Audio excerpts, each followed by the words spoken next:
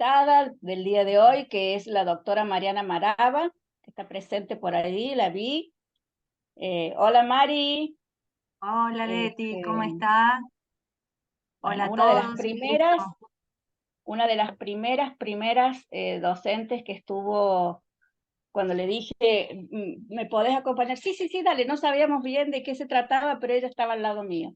Así que bueno, realmente un gusto tenerla aquí. Ella actualmente se desempeña como secretaria relatora, ya nos va a contar ella de qué significa relatora del Juzgado Civil Comercial y Ambiental número 1 de la primera circunscripción de aquí de San Luis. También ha sido jueza interina del juzgado de familia, así que imagínense que sabe muchísimo del tema que nos compete. Yo estoy tratando acá de que esto salga mejor de lo que nosotros nos imaginamos, porque como les dije, los inconvenientes nunca faltan, pero bueno, vamos a ser expertos, expertos, expertos, expertos. Como les contaba, Mariana, ella se recibió en la Universidad Católica de Cuyo, es especialista también en daños, diplomada en innovación y gestión tecnológica judicial, ha hecho el ejercicio de la profesión de manera independiente y como les dije, actualmente ella es relatora, secretaria relatora del Juzgado Civil, Comercial y Ambiental de la primera circunscripción de San Luis. Ella nos va a hablar de todo lo que pasa en el fuero civil y cómo se ha relacionado, porque ha ido creciendo el rol del acompañante terapéutico dentro de ese juzgado, que fíjense ustedes, era uno de los pocos que pensaba yo que podía tener intervención en la T, y resulta que estamos trabajando con el juez de ese juzgado de hace tiempo. Buenas tardes, Mariana, un gusto tenerte aquí, y bueno, te dejo con los chicos. Buenas tardes Leti, buenas tardes Vladimir, un gusto. Eh, como les dijo Leti, desde los primeros tiempos de que arrancó con este proyecto, me convocó y obviamente siempre le dije que sí. No sé por qué, tiene el poder de convencimiento, pero bueno. Pero realmente no, es una tarea que para nosotros, para los abogados y más que nada los que nos desempeñamos dentro del Poder Judicial, no tenemos que ser ajenos, primero, obviamente todas las actualizaciones que hay día a día y las novedades que se nos van dando en la vida cotidiana, pero más allá de eso tampoco podemos desoír las nuevas herramientas que nos brindan tanto las nuevas profesiones que se van desarrollando, que se van generando y obviamente poder compatibilizar todo lo que son estas herramientas con el ejercicio de la profesión y obviamente, como le dijo Leticia, nunca pensó que iba a desarrollar y a desempeñarse dentro de lo que era el fuero civil, sino que arrancó, bueno, Leti siempre arrancó por la parte penal y bueno, después se dio cuenta, fueron a familia, después de familia se dieron cuenta que la llamábamos de civil. Un poquito como para que se den cuenta de cómo trabajábamos nosotros, el hecho de ir pasando, yo me desempeñé primero como, bueno, como les dijo Leti, en la profesión liberal, posteriormente entro al juzgado multifuero en la tercera circunscripción de la provincia de San Luis. Cuando llego a San Luis con un pase por el juzgado de familia, obviamente que es donde empieza toda esta vorágine de los nuevos paradigmas, digamos, de cómo poder solucionar y llevar la justicia a lo que nosotros obviamente pretendemos, que es el acceso a la justicia.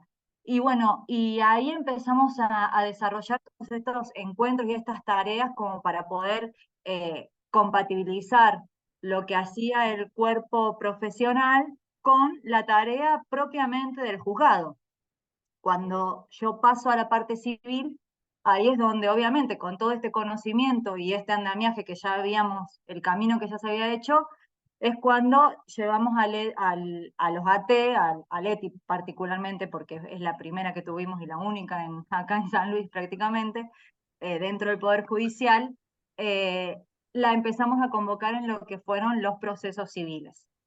Así que así es como llega el AT a la parte civil, digamos, como innovación dentro de lo que fue la carrera judicial. Pero como para arrancar un poco en lo que es el tema de la responsabilidad civil y la función del AT dentro de lo que es el fuero civil, lo que yo le preguntaba a Leti más o menos era si empezábamos, vamos a empezar un poco cómo es el ordenamiento jurídico, más allá de que ustedes, su tarea se circunscriba directamente y a la, digamos, a la relación directa con el paciente o en nuestro caso con el justiciable, ustedes tienen que tener en cuenta que no es solamente una tarea de hacer y nada más, sino que todas esas, esa actividad y esa tarea que ustedes desarrollan día a día tiene cierta connotación jurídica, tiene cierto andamiaje y tiene cierto respaldo legal. ¿Por qué? Porque como ustedes, como los abogados, como los médicos, al ser profesiones liberales, toda la función y todo el ejercicio de la profesión dentro de lo que son las profesiones liberales tienen una responsabilidad. Esa responsabilidad, si nosotros vamos a lo que es las normativas que se van, o sea, se van desarrollando, que se van sancionando dentro de la esfera, digamos, legal, tenemos que partir de la norma suprema que es la Constitución, donde se encuentran consagrados todos nuestros derechos y garantías. Obviamente que por el artículo 75 de la Constitución Nacional, nosotros también tenemos que respetar los tratados y convenciones internacionales, de las cuales Argentina obviamente participa y obviamente adhiere a esas normativas. De ahí, además, nosotros también tenemos que tener en cuenta que tenemos una norma legal marco, que es el Código Civil y Comercial, sancionado recientemente con las nuevas modificaciones en el año 2015. Y por una facultades no delegadas de las provincias a la nación, y esto capaz que todos lo vimos en la secundaria con formación ética y ciudadana, o bueno, todo lo que es la parte de lo que es la pirámide, nosotros la pirámide que señalan que se dice de las normativas legales, por las facultades no delegadas, las provincias tienen un código procesal, con el cual obviamente nos tenemos que manejar dentro del Poder Judicial.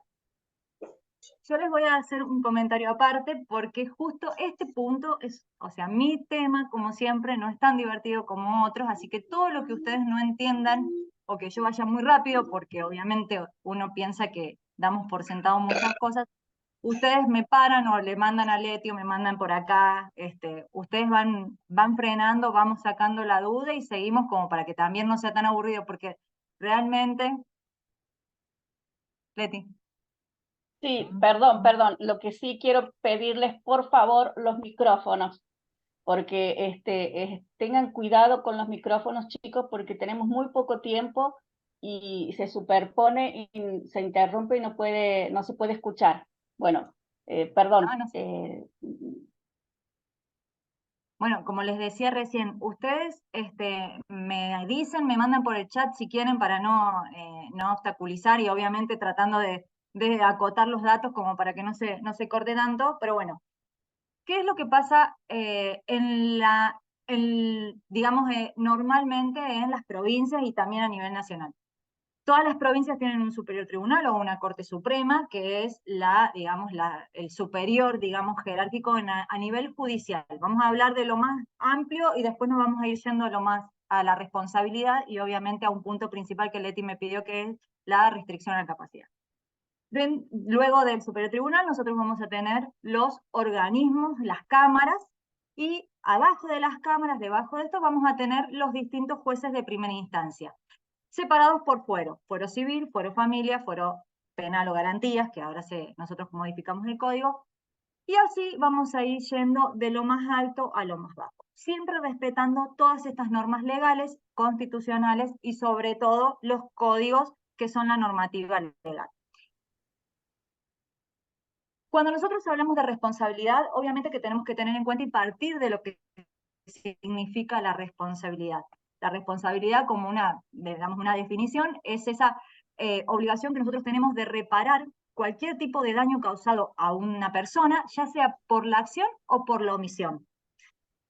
Si nos circunscribimos a lo que es el Código Civil y Comercial del 2015, a diferencia del código anterior, el Código de Vélez-Sarsfield, que ya tenía más de 100 años, como novedad importante nosotros vamos a tener lo que es la reparación y el deber de prevención. ¿Qué significa esto? Que nosotros no solamente ahora estamos obligados a reparar un daño causado en sí mismo, sino que tenemos la obligación de prevenir ese daño. ¿Y por qué hago referencia a esto? Y ustedes me dirán qué sentido tiene. Porque particularmente a nosotros, a los profesionales liberales, y digo nosotros porque ya sea AT, sea médico, seamos abogados, somos profesionales liberales. Entonces, nuestra responsabilidad tiene un punto de inflexión respecto de otro tipo de responsabilidades, que es la, digamos, la responsabilidad, para decirlo valga la redundancia, y la obligación al momento de responder por nuestras conductas. ¿Qué significa esto? Que las causales de imputación, por decirlo de alguna forma, es una responsabilidad subjetiva que nosotros le decimos. ¿Por qué? Porque nosotros tenemos responsabilidades y tenemos nuestra obligación y participación con respecto a los justiciables. Yo digo justiciables, ustedes vamos a decirle paciente, vamos a decirle cliente, vamos a decirle el sinónimo que ustedes quieran, nosotros vamos a decirle justiciables porque a nosotros nos llegan las personas a través de un expediente. Lamentablemente es muy fría nuestra vinculación con las personas, por eso siempre necesitamos de los cuerpos profesionales, de la T, del asistente social, del psicólogo, que haga, que humanice un poco esta relación y traduzca lo que nosotros hablamos. Esa responsabilidad subjetiva implica algo particularmente importante al momento de responder ante a una demanda, por decirlo de alguna forma. ¿Por qué me paro en este punto? En su momento siempre, siempre se discutió, o digamos, la jurisprudencia. La jurisprudencia son los fallos judiciales, ¿sí? Que fueron modificándose o que van ayornándose a la realidad cotidiana de las sociedades. Discuten siempre esto. ¿Por qué la responsabilidad de los profesionales liberales es subjetiva y no objetiva? Porque nosotros tenemos una obligación de medio y no de resultado. En anteriores clases que tuvimos, siempre me preguntaron salvo que seamos, digamos, estemos muy seguros de nuestra situación, nunca podemos prometer resultados concretos, ¿sí? Nunca nosotros vamos a poder decir, sí, acá vamos a ganar un juicio al 100%, lo tenemos ganado, o nosotros vamos a salir adelante con esta situación y esta vinculación familiar, o vamos a ir, en un caso ya vamos a ir a las clases, a la parte práctica, digamos, de la relación entre los AT y el fuero civil. En una sucesión vamos a tratar de encauzar a todos y cada uno de los herederos para que puedan llevar adelante toda la situación y desarrollar la administración, etc. No, nosotros nunca vamos a prometer eso. Nosotros no somos, por ejemplo, una empresa constructora que te promete un edificio de 3 pisos con llave en mano. No, nosotros no vamos a firmar un contrato de adhesión. ¿Por qué subjetiva y no objetiva? Porque principalmente estamos respondiendo por culpa. Significa que al momento, por ejemplo, de acreditar el daño, ahí en el chat, al momento de acreditar un daño, la producción de la prueba y la carga de la prueba va a ser inversa. Digamos, la víctima va a tener que probar la negligencia o la imprudencia y la impericia, y nosotros vamos a tener que probar que cumplimos con cada uno de los requisitos y con cada una de las obligaciones impuestas por las normas, ya sean por los códigos de ética, el Código Civil, el Código Procesal, los códigos de procedimiento, las leyes normativas que rigen nuestra profesión, ¿sí? Y que fuimos prudentes y negligentes siguiendo cada una de esas obligaciones que nos imponen, ¿sí? Esto es particularmente un principio fundamental dentro del derecho al momento de probar los daños causados, ¿sí? la mala praxis que se conoce generalmente y que obviamente en la tele siempre vamos a escuchar cuestiones médicas más que nada por alguna falla al momento, digamos, de algún momento, por ejemplo, no sé, últimamente el caso de Silvina Luna. Bueno, la mala praxis médica es digamos, lo que nosotros conocemos ahora de hace un tiempo para acá. O sea, antes en ningún momento se escuchaba o se discutía, porque ya les digo, o sea, el Código Civil nuevo introdujo muchas cuestiones actuales y que forzábamos dentro del Código Velezano porque no estaba regido por la norma. Entonces, como que la jurisprudencia tuvo que hacer, y los doctrinarios tuvieron que hacer un ejercicio muy importante al momento de tratar de hacer que la vida cotidiana y la actualidad de las sociedades, ¿sí?, se puedan incorporar dentro de ese marco normativo.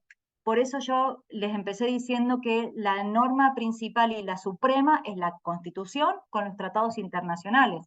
Nosotros hoy tenemos responsabilidades por cualquier tipo de causa que llegue a la Corte Interamericana, nosotros vamos a tener que responder como país. Y quizá fue, digamos, una cuestión administrativa, una cuestión negligente por, digamos, alguna sanción mal, mal impuesta. Entonces, todas estas normas nacionales e internacionales enmarcan y encuadran nuestro deber. ¿Por qué? Porque las obligaciones, ¿sí?, tienen, o sea, los derechos y las obligaciones tienen unas contrapartidas. O sea, siempre se dice que el derecho de uno termina en donde empieza el del otro.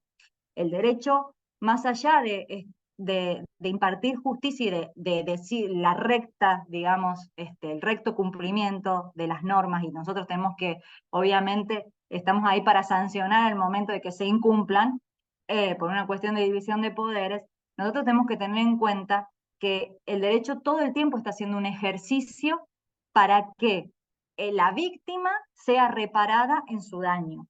Pero nosotros acá hoy estamos para, digamos, hacerles ver dentro de lo que es la profesión el cuidado, el deber y la protección que ustedes tienen que tener como profesionales. Por eso yo les digo que las normas y obviamente los artículos los pueden ver en el Código Civil, y en el material que les voy a enviar van a tener todos los artículos y van a ver que de lo que les estoy diciendo voy a lo práctico y no tanto a leerles cada una de los artículos que tiene el Código Civil, pero a partir del 1710 en adelante, hasta el 1765 particularmente, que habla respecto de las obligaciones de las profesionales liberales, van a establecer todos los puntos y los lineamientos en los cuales nosotros vamos a tener que hacer hincapié al momento de ejercer la profesión, ¿sí? Fíjense que en algunas provincias o mismo algunas obras sociales hoy en día exigen, para poder incorporarlos dentro de las nóminas, exigen también tener un seguro de garantía.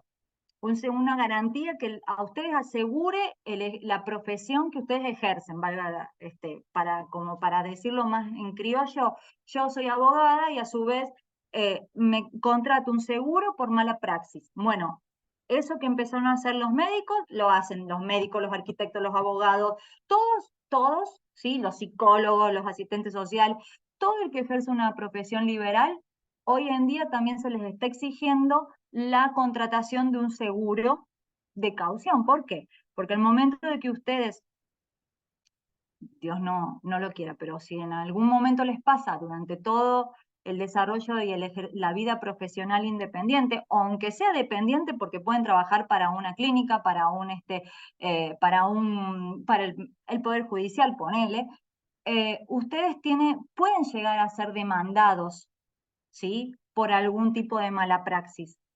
Por eso es importante que ustedes, al momento de desarrollar y tener algún tipo de, digamos, compromiso con un paciente, tengan en cuenta todo lo que son las normativas y que ya seguramente las vieron. Por ejemplo, las reglas y las leyes de los pacientes y las leyes especialmente de las historias clínicas, ¿sí? ¿Por qué? Porque ustedes, vuelvo a lo que es la responsabilidad, ¿qué es lo que delimita la praxis, Vladimiro? Respecto de, me estás hablando respecto de los códigos de ética, las normas, la primera y principal, como les dije, las normas que establecen los tratados y la Constitución, el Código Civil, y respecto de lo que son las profesionales liberales, cada uno de los códigos de ética que la misma profesión determine y establezca. No leí el último. ¿Querés habilitar micrófono y preguntar? No tengo problema. Hola, ¿ahí me escuchan? Hola.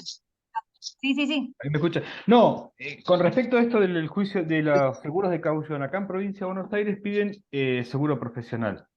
Y se habla mucho de este concepto del juicio de mala praxis, pero ¿qué es lo que delimita la praxis en ese juicio de la profesión? En nuestro caso no tenemos ley, no tenemos colegio, no hay absolutamente nada. ¿Qué es lo que tomaría como mala praxis una práctica que no sea La, limitada? por eso mismo recién les decía con respecto a lo que son los códigos de éticas profesionales, que obviamente en algunas provincias están con los proyectos o en algunas otras por ahí ya se encuentran sancionados. A ver, nosotros tenemos que partir de un principio rector en el derecho que es la buena fe, la moral y las buenas costumbres, tanto que ahora estamos discutiendo lo que son las morales y cuestiones así, pero bueno, partimos siempre de la buena fe, la moral y las buenas costumbres. A vos hay normas deontológicas, normas naturales, ¿sí? Que como ser humano nosotros ya sabemos y tenemos presente y obviamente en conciencia. No matar, no robar, no dañar. Si hay, de hecho, por eso les dije el Código Civil y Comercial del 2015 vino a establecer específicamente un artículo en donde dice que si primero que no tenemos que dañar, y segundo, que si hay un daño tampoco agravarlo. Entonces, estas cuestiones que hablan de lo que el normal ser y la naturaleza te indica, ¿sí? En el caso de que, por ejemplo, así todo no estuvieran escritas, el derecho es sentido común. El juez habla a través de sus sentencias y aplica, ¿sí? Aplica todo este marco, todo este andamiaje que pueden llegar a darle las normas, y así no lo tuviera, tenemos esto que yo les digo, el derecho natural, que aunque no tengamos un marco regulatorio, la misma naturaleza humana te lo está indicando. Entonces, por eso siempre se habla de las buenas costumbres, de la moral, o sea, nosotros, un buen médico, o sea, bueno o malo, porque yo siempre soy de la idea que el buen médico de mi vecino capaz que es malo conmigo, porque es como los dentistas. Bueno, lo mismo que pasa con los psicólogos, lo mismo que pasa con los abogados y lo mismo pasa con los ateos. O sea, ustedes piensen que, ¿por qué recién hablé de lo que es la historia clínica y la responsabilidad subjetiva? Porque vuelvo a lo mismo desde hace un ratito. La culpa y la negligencia de que vos hiciste mal tu tarea, tu trabajo, la va a tener que demostrar la víctima. Vos tenés que tener todo ordenado y todo, obviamente, bien detallado, en el caso de ustedes, derivación, prescripción médica, alineamientos establecidos ya sea por el juez en el caso de una restricción a la capacidad con un sistema de apoyo, una revinculación en el caso de familia, no sé, vamos a ponerle vinculación, pero una vinculación y una adecuación de las normas y digamos, y los intereses de cada uno de los herederos en el caso de una sucesión. O sea, vos tenés que tener todo eso en tu legajo de la relación que tenés con tu paciente, tu cliente o mismo el juzgado, para que todo lo que demuestres que hiciste bien y que procediste de acuerdo a la tarea que vos tenés que desarrollar conforme a tu profesión. Una cosa más, le robo un segundo más, porque es interesantísimo esto. Acá en Provincia de Buenos Aires existe una resolución de incorporación de acompañantes terapéuticos en el ámbito escolar, ¿sí? La resolución se llama acompañante asistente externo, no nombra al acompañante terapéutico directamente, ¿sí? Pero hay como un anexo, un apartado, el uno, que explica la diferencia del acompañante terapéutico con la maestra especial, que la presencia del acompañante terapéutico obviamente en una escuela no tiene que ver con lo pedagógico, pero ha surgido últimamente un montón de cosas que entre ellos se va a cortar. Entre ellos, no, No, faltan 10 minutos. Entre ellos, que le cambien los pañales a los chicos adentro de la escuela. Es casi una obligación de algunas maestras que el acompañante terapéutico está ahí para cambiar los pañales. Entonces, hay una cuestión que va en el concepto moral, digamos, hay un chico que se hizo caca dentro de un salón, y un profesional, que no está habilitado ni siquiera desde su formación para llevar a cabo esa tarea. ¿Se entiende? Ahora, ¿qué pasa si ante la obligación, ante la falta de una ley, de algo que a nosotros nos provea para decir, no, nosotros no hacemos esto, en el cambio de pañales se cae el chico y se lastima? Bueno, vamos a la responsabilidad y esta obligación subjetiva que determina, que les estoy diciendo. A ver, ilustrame un poquito respecto de esta. ¿Esta resolución es una resolución del Ministerio de Educación? Claro, es la resolución 782 del año 2013. Es una copia, es un copia y pega, es una cosa espantosa, es una cosa que se hizo unilateralmente, no se consensuó nada. Pero esto, primero tiene dos cosas. Primero, que deja todo el poder del ingreso del acompañante terapéutico en manos de las inspectoras, ¿no? Es la Ah, inspectora quien decide el ingreso del acompañante terapéutico a las instituciones. ajá. A su vez, exige que el acompañante terapéutico esté supervisado, pero por otro profesional, ¿sí? Y a su vez también deja como el libre albedrío de la función del acompañante terapéutico no está descripta. Sí, en Provincia de Buenos Aires hay dos resoluciones obligatorias de formación de acompañante terapéutico, que en ninguna de ellas, por supuesto, está la higiene y confort. No existe eso en ninguno de los tramos de la formación. Pero ha surgido que muchos acompañantes terapéuticos fueron básicamente expulsados de la escuela por no cumplir la función de esto, de higienizar a los niños. Claro, pero el tema pasa, primero que tenemos que tener en cuenta dos cosas. Ujú, Vuelvo a repetir, al no tener nada escrito hay que irnos básicamente a lo que establecen las normas, vamos a ir más para arriba y a los vacíos legales que estamos teniendo. Con ujú. respecto a que la resolución del ministerio te imponga cierto tipo de conductas o cierto tipo de actividades que están fuera de tu, digamos, tu profesión, eso sí va a tener que estar obviamente en conocimiento, porque a vos, tu relación es con el niño, niña, adolescente o el paciente y la familia. Bien. Vos respondés al colegio en el sentido de que te dan una autorización obviamente por una cuestión de, digamos, de interacción con ese niño. Vos al colegio vas a poder entrar si cumplís esas normas, perfecto. Pero yo, para poder cumplir esas normas de manera adecuada y obviamente responder ante un posible daño, por ejemplo, se me cae, te tienen que dar también ciertas condiciones o en su caso poner en conocimiento a la familia. La familia te tiene que, obviamente, proveer de todo lo que son los elementos, en el caso de que también vos aceptes como profesional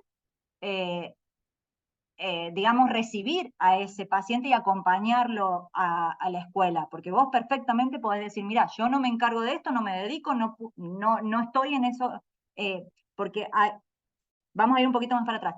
También esto hace a la buena fe que uno tiene para el ejercicio de la profesión. Yo creo que todos sabemos hasta dónde llegamos, no digo con conocimiento, porque muchos pensamos que tenemos todo estudiado y todo sabido, y en realidad yo creo que muchas veces hay mismo colegas míos, voy a hablar de la profesión de abogados, que quizás salieron de la universidad y se pusieron a litigar y tienen mucho mejor terreno que uno que estuvo comiéndose los libros toda la vida. Entonces, pero en el caso de los que son profesionales de la salud, ¿sí? Tenemos que tener en cuenta que la relación va más allá de lo que es una relación con el paciente. Ustedes tienen una relación que es con la familia, va mucho más allá, y una obligación para con ellos. Entonces, establecer bien los lineamientos respecto de qué es lo que yo voy a recibir como profesional y hacerme responsable de que si yo puedo o no hacerme cargo de ese tipo de acompañamiento.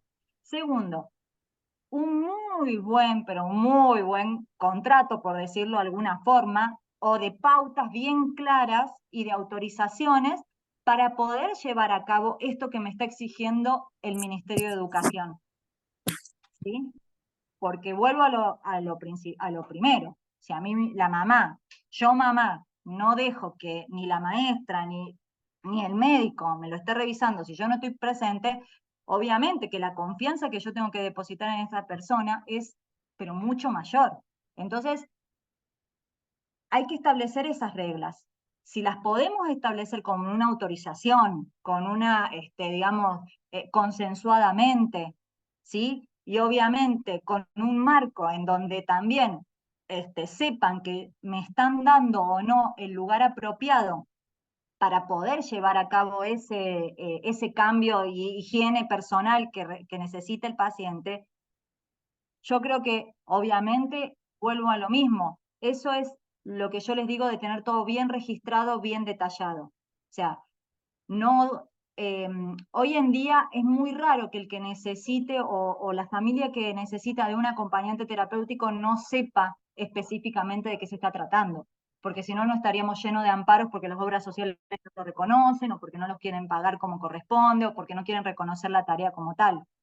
Pero en el caso que vos me planteas, Vladimir, de que vos me decís que estoy cambiándole los pañales porque la resolución del Ministerio de Educación me lo exige, bueno, vamos a ver las condiciones en las cuales yo puedo desarrollar esa tarea, primero y principal. Y segundo, si me comprometo a hacerlo dentro de un marco en donde las partes sepan cuáles son las condiciones en que me dan para poder llevar adelante esa tarea.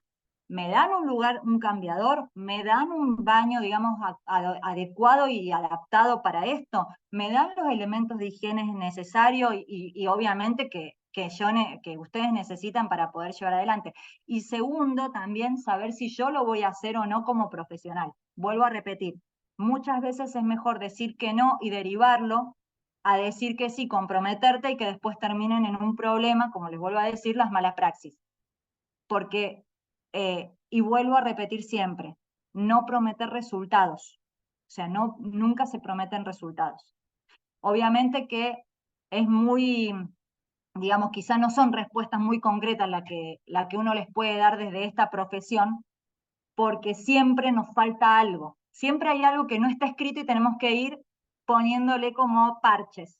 Vos me estás diciendo que no tienen un código, una norma, una ley que los regule como tal, para decirlo de alguna forma, a ver si yo si entendí de esa forma, pero sí tenés una resolución del Ministerio de Educación que sabe que los AT tienen que estar acompañando a los chicos, que los AT tienen que estar dentro de la escuela, que los AT tienen que estar junto con las maestras, que no van a cumplir una función pedagógica, pero que sí van a ayudar a los chicos, ¿sí? O niña, niño, adolescente, anciano, el que sea, para poder desarrollar y poder insertarse dentro de ese grupo. Entonces, bueno, ante este vacío, nosotros tenemos que ir armando el marco que le podemos dar para una seguridad jurídica.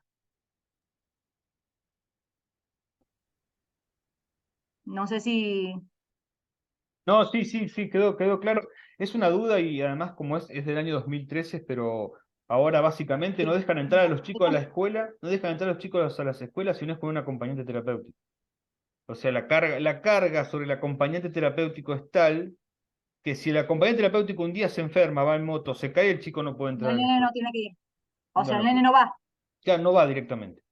Pero a ver, no, yo ya que estamos hablando y ahora después volvemos otra vez un poco a la clase en Sí, sí para que Leti yo después no me me fui por las ramas, pero Pero es no, no, no, interesante esto, el concepto de la mala no, no, praxis, es porque que también yo te está. pregunto bien para saber, porque yo, por ejemplo, hablando con Leti así para ver si hay algo, siempre novedades, cuestiones que nunca se sabe, pero por ejemplo, se supone que el acompañante terapéutico está para, ahí vamos Leti, un segundo, el acompañante terapéutico está para poder colaborar, ayudar y tratar de que esa persona pueda digamos, pertenecer, vamos a ponerle así, pertenecer a un grupo y poder desarrollarse. O sea, ¿en qué momento yo no voy a poder, cómo voy a poder probar que esa persona, niño, niña, adolescente, no está listo si yo le estoy exigiendo todo el tiempo que esté esa tercer persona al lado? O sea, se supone que también tenemos que, o sea, avanzar.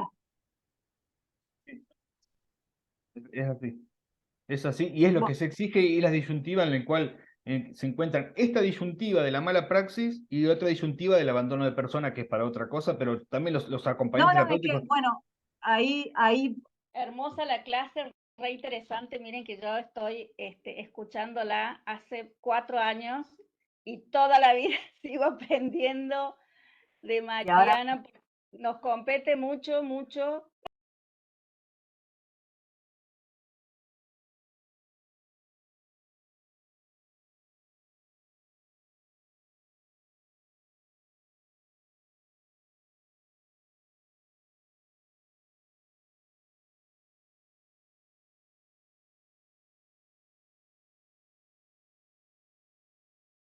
y la verdad que es horrible, es lo más triste que hay, es lo más... entonces tenemos que encontrar la forma en cómo hacer para que ese grupo familiar continúe siendo unido, que ese malestar y esa situación traumática, que es salir de tu casa, de la que obviamente estuviste ahí viviendo un cierto tiempo. Entonces, bueno, ahí fue donde empezamos a coordinar y trabajar con el cuerpo profesional, particularmente con los AT. Y después, como también nos surgió otro problema y otra situación en una cuestión civil, que fue en una sucesión. ¿Por qué los traigo como colación? Y después, obviamente, Leti, que no sé si se desconectó, y ojalá se pueda volver a conectar. Tuvimos una sucesión sumamente compleja, en donde no solamente estaba, digamos, las sucesiones, ya lo saben, y si no, bueno, lo vamos a poner. La sucesión es la transmisión de los bienes, deudas, obligaciones, del patrimonio de una persona que fallece a sus herederos. Estos herederos eran un grupo de hijos y esposa que obviamente nunca supieron que este causante tenía también otros hijos con otra señora, y bueno, y aparecieron al momento de la sucesión. O sea, no se conocían, lamentablemente no se conocían. Con una nota de color dentro de lo que era este hijo no conocido por la familia oficial, por decirlo de alguna forma. Es horrible hablar de esta forma, pero bueno, para ponerlo un poco más en claro, que este chico tenía cierto tipo de... en una restricción que después, bueno, más adelante sí se declaró la incapacidad porque era con el código viejo. Entonces, claro, obviamente, imagínense a esta señora, la mamá de este chico, que se encontró en una sucesión en contra de una cantidad de hermanos grandes encima, o sea, donde tenían su vida resuelta con su mamá, que bueno, que falleció el papá y que dijeron, bueno, repartimos esto y de repente aparece un chico que tiene cierto tipo de condiciones particulares que obviamente hubo que eh, vincular, porque aunque no se vieran la cara nunca más en su vida, dentro del expediente vinieron. Vino con su abogado, vino con obviamente su mamá, que era la representante, porque como ya les digo, este chico estaba declarado incapaz. Entonces vino esta mujer, esta señora con todo este trauma de haber sido la vida paralela de esta persona, más este grupo de hermanos con su mamá, que se sentían obviamente traicionados por una persona que lamentablemente ya no estaba para dar explicaciones. Entonces, bueno, obviamente que acá trajimos también a Leti, porque después de un expediente de no sé cuántos cuerpos, resultó ser que esta mujer encima terminó siendo administradora de esa sucesión, porque mientras no se distribuya esa masa, se llama masa hereditaria a todo el conjunto de bienes que forman la sucesión, la herencia. Entonces, bueno, terminó siendo la administradora durante un cierto tiempo con su abogado. Entonces, bueno, obviamente que hubo que empezar a trabajar todo este tema de que, bueno, de que cómo afrontaba esta situación respecto de la señora con los chicos, más ella con su hijo y todo su andamiaje personal.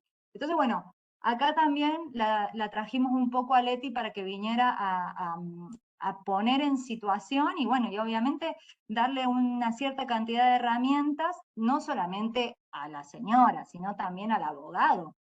Porque nosotros los abogados, vuelvo a repetir, si el juez habla por las sentencias, imagínense a los abogados explicándole a un cliente cómo va la causa. O sea, le estamos hablando en chino básico. El lenguaje claro es una expresión muy linda y obviamente siempre la reservamos para familia. Yo hasta el día de hoy, hace ya más de 20 años desde que estudié hasta ahora, ya pasaron 20 años y nunca leí una sentencia de civil con un lenguaje claro, claro en el sentido de que lo pueda entender, como nosotros decimos siempre, desde un adolescente en adelante, y si obviamente un chico pueda leer su sentencia de adoptabilidad, sería que, bueno, obviamente en Córdoba siempre van más avanzados, cuestiones así que bueno, que son los que sientan los precedentes. Entonces, bueno, nosotros tuvimos que en civil trabajar con este tema y obviamente lo que son los informes que se fueron elevando por parte del cuerpo profesional, de parte de Leti, de la T, o sea, siempre fueron informes que tienen que ser sumamente, a ver, concretos, claros y con sugerencias positivas, para decirlo de alguna forma. O sea, que la T le sugiera al juez específicamente tal cuestión o tal punto o hacer hincapié en algo particular. ¿Por qué? Porque vuelvo a repetir, los civilistas no son lo mismo que los de familia y los de familia no son iguales que los penalistas. En familia teníamos un margen, pero un abanico de posibilidades que nos brindaba o nos da el caballito de batalla, que es el interés superior del niño, la protección y seguridad de los adultos mayores. En civil, lamentablemente, tenemos cierto tipo de cuestiones que, vuelvo a repetir, al traducirse todo en patrimonio, en número, en pesos, ¿sí? Civil es un fuero sumamente rígido. Si no está en el expediente, no existe, no lo va a ir a buscar el juez por otro lado y no se va a enterar por ningún otro medio. En civil, si una prueba se cayó, ya sea un oficio, un informe, un pedido de explicación, lo que sea, se cayó, se perdió. O sea, en civil es ganar o perder, por eso mismo les digo que cuando los convoquen a alguna causa específicamente civil, tengan en cuenta que tienen que ser lo más claro, prolijo y concreto posible, ¿sí? Repito, o sea, ¿por qué les digo esto? Porque vuelvo con el tema de que si hay algo que me debió haber pasado en los fueros que estuve, que fue familia y después obviamente civil, fue esto, fue decir, el cambio de idea y el clic que hay que hacer siempre en la mentalidad y en el proceder en cada una de las instancias. Si nosotros, Silvia. Te hago una pregunta. Con Sí. respecto a la importancia, ¿no?, del informe de la T para el juez, ¿podemos decir que es vinculante en este caso o no? Depende, si es la parte civil, Sí, nada es vinculante, o sea, en ningún caso nada es vinculante para el juez, salvo específicamente que estuviera, digamos, en una situación de vulnerabilidad o en una situación, a ver, como centrado en eso. Los jueces, los informes, así sea a la vista al fiscal o al defensor, no son vinculantes para el juez.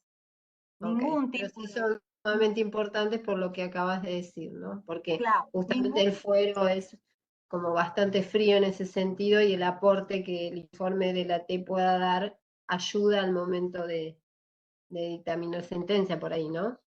Mira, hay cuestiones, vuelvo a esto que ninguna vista, vista se le llama, por ejemplo, cuando vos le das participación al fiscal para que te diga si algo, si una norma es constitucional o no, por ejemplo, o si te dice si está dentro del marco o no de tu jurisdicción.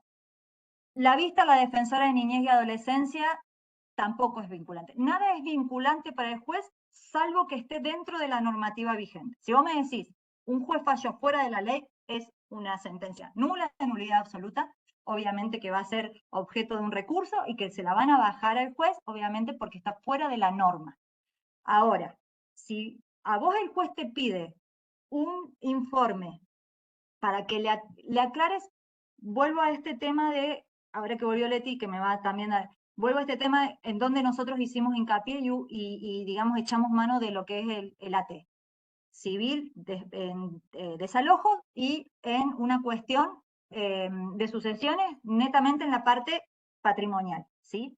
Si nosotros, cuando lo llamamos más que nada, al AT lo llamamos para establecer ciertos lineamientos y ayudar y colaborar más que nada por una cuestión asistencial, vamos a decirlo de alguna forma como para que se me comprenda.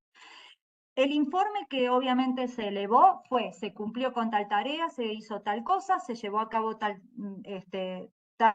intervención, Si hay algún tipo de sugerencia, se hace. Si no hay ningún tipo de sugerencia, en el marco civil no va a mover la aguja. Te vuelvo a repetir, si es un desalojo, o estás adentro o estás afuera, o ganas o perdés el juicio. Y si es una cuestión de sucesiones patrimonial, se va a repartir entre 5 o entre 10 que sean los herederos. No hay chance. Ahora, yo ya les dije que en la parte de, por ejemplo, en los desalojos, lo que se hace una vez que se dicta la sentencia, se forma una serie de, se llama incidente. Incidente sería como que yo le estoy poniendo en conocimiento a un juez de otro fuero, que es digamos, el que va a dedicarse a la parte, digamos, asistencial, que es familia, y ahí sí yo te diría que sí, tu informe va a ser en cierta forma relevante. No es, o sea, por eso yo les digo que los informes en el fuero civil, mientras sean concretos, precisos y con sugerencias que sean obviamente, que tengan injerencia dentro del fuero. O sea, la participación que uno tiene que tener y digamos, esta práctica que se da, hay más que nada en ese sentido. O sea, saber en qué fuero estoy como para también ver qué es lo que le va a servir al juez.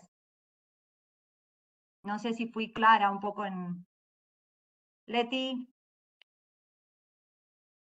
En mi caso, cuando me ha tocado ir a los desalojos, yo lo que le pongo al juez es, señor juez, se ha cumplido, cumplo con informarle, informo que se cumplió la medida ordenada, punto.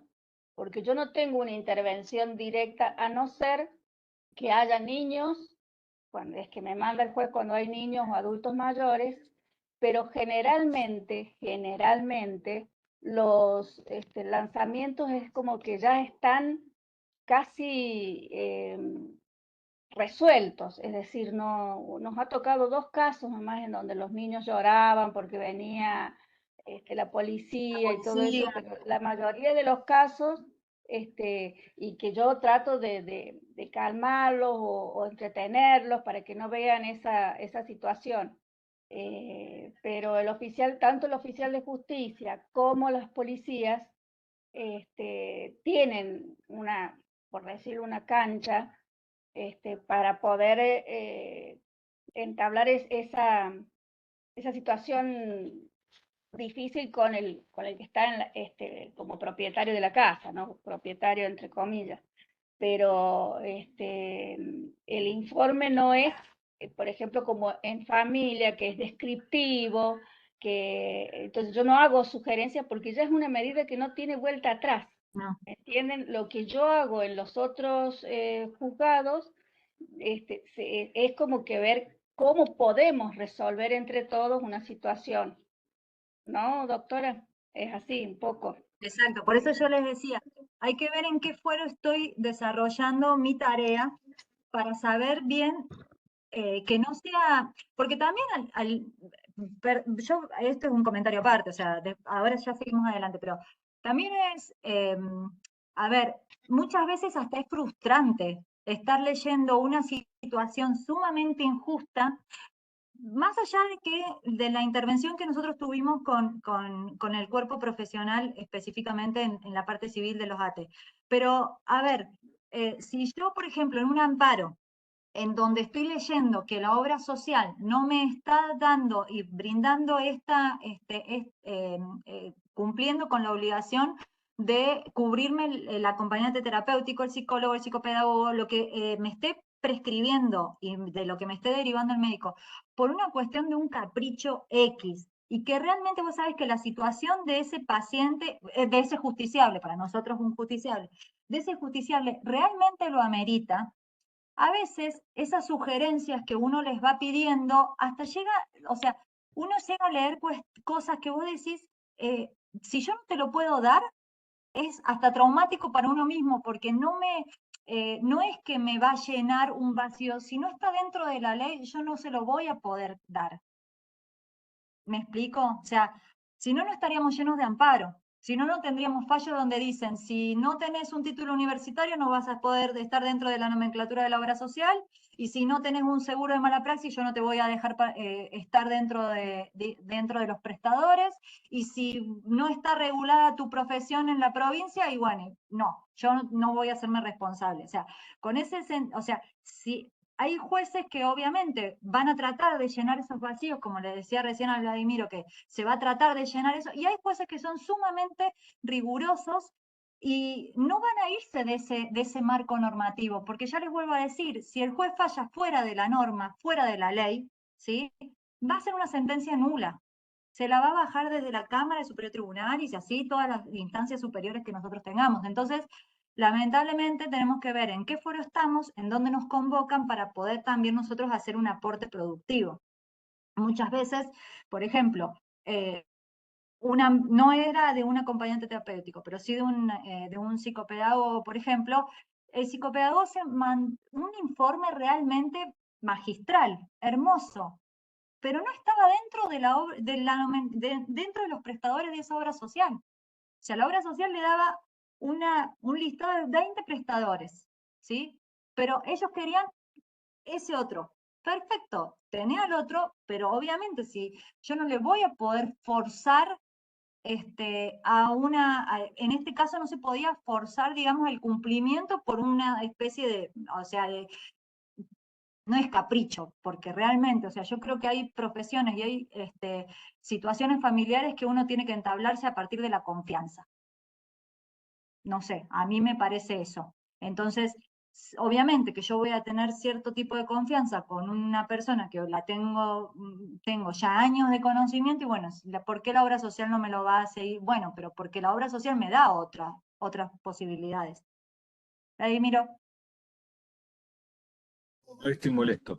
Pero hay cuestiones también que tienen que ver con respecto a esta resolución, que hay obras sociales que piden que el acompañante en la escuela sea psicólogo o psicopedagogo.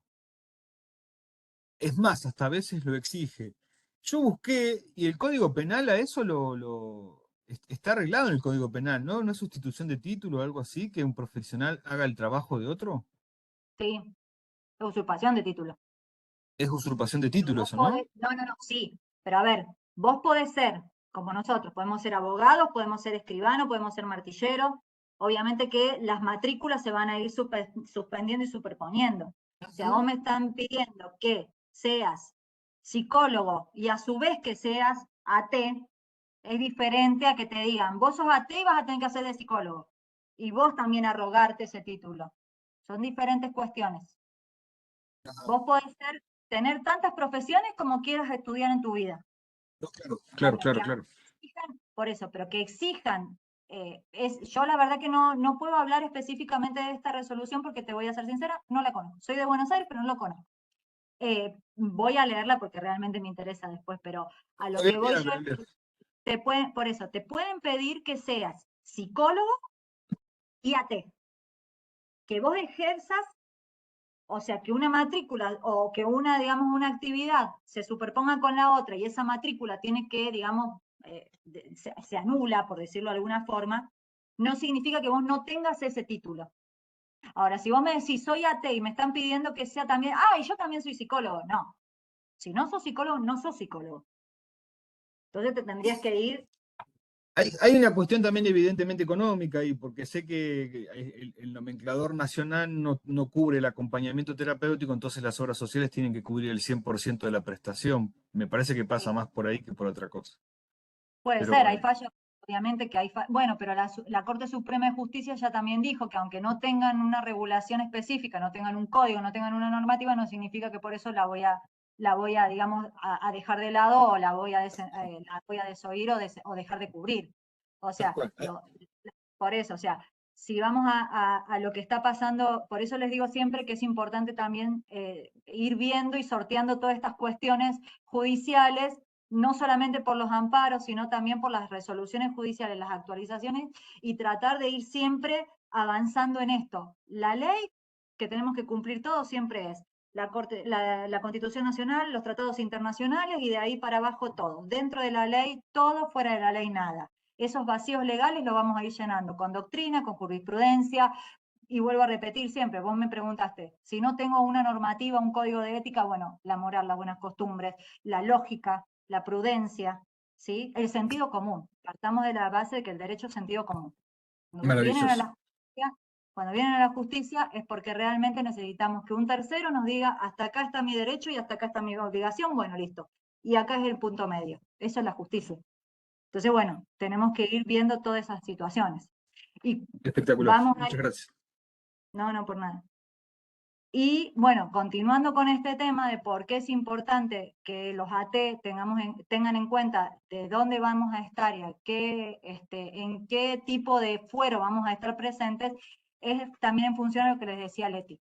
O sea, no irnos más allá de lo que nos pide el juez, ni tampoco, según el fuero, irnos de menos. Si a mí me piden una intervención con un punto específico, por ejemplo, días antes del lanzamiento, que vaya el asistente terapéutico con un profesional del cuerpo de asistentes sociales y vayan haciendo todo un seguimiento, ahí es un tipo de informe que se va a hacer, porque es un seguimiento. Ahora, si yo mando a la AT solamente para el lanzamiento, es simplemente esto, se cumplió con la orden judicial, devuelvo el oficio a su mejor criterio, punto.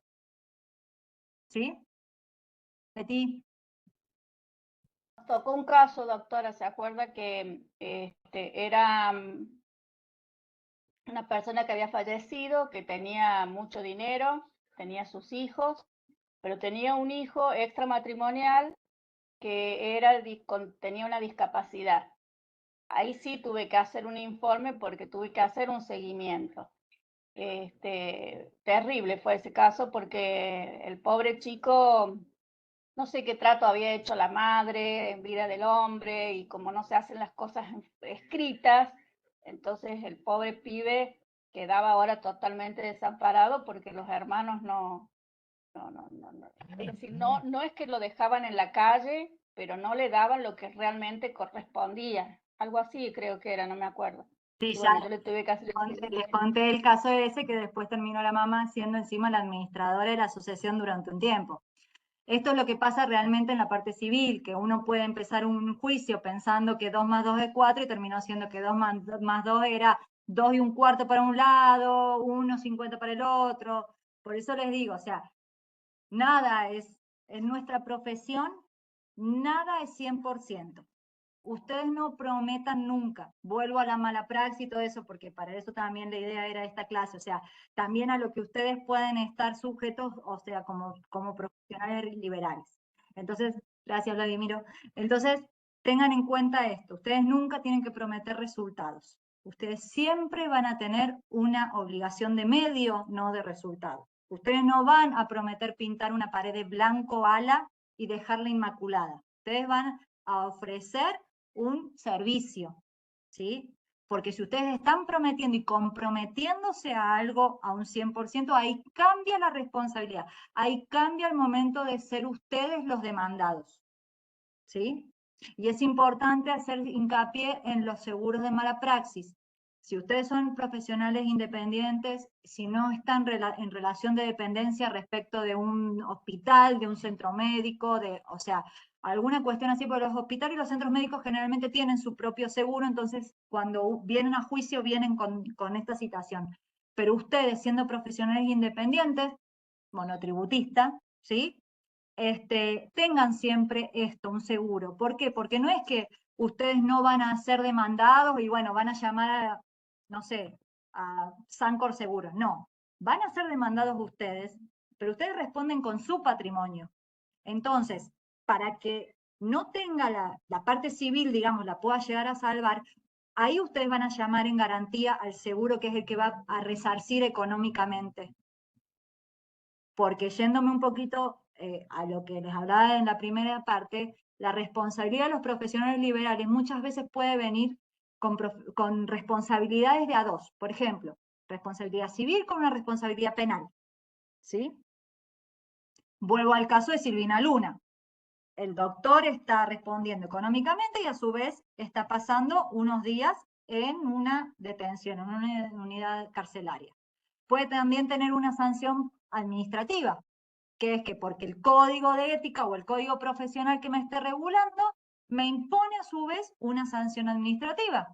Me suspenden la matrícula durante 6 meses. Entonces no puedo ejercer la profesión. ¿Me explico? Entonces, tengan en cuenta que las responsabilidades siempre pueden ir de a dos. O sea, yo puedo responder económicamente, listo, tengo el seguro, ya está, me olvido. Pero están en un juicio. Y la verdad, mentalmente nadie está bien dentro de un proceso. Una cosa es ser un AT, un auxiliar externo de la justicia, que yo hablo por un tercero. Otra cosa es ser uno mismo, por una responsabilidad penal o una responsabilidad civil, estar dentro de un juicio siendo demandado por una mala praxis. Porque vuelvo a repetir, creo que una de las profesiones donde más relación tienen, no solamente con el paciente, sino con la familia, son los AT. Yo no sé si hay otra situación, o sea, un psicólogo sí puede llamar al resto de mi familia para ver una situación particular, pero realmente que no tengan ningún tipo de relación entre el paciente con la familia, paciente con colegio, paciente con grupo de fútbol, paciente con tal cosa, no.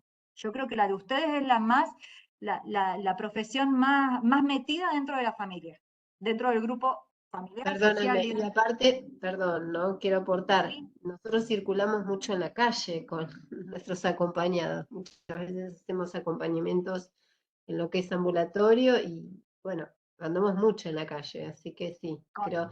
Lo que pasa es que no hay seguro de mala praxis, tenemos seguro de responsabilidad civil, que es lo que estás Sí, diciendo y depende del sí, monto sí, de lo sí. que uno quiere tener Que cobertura.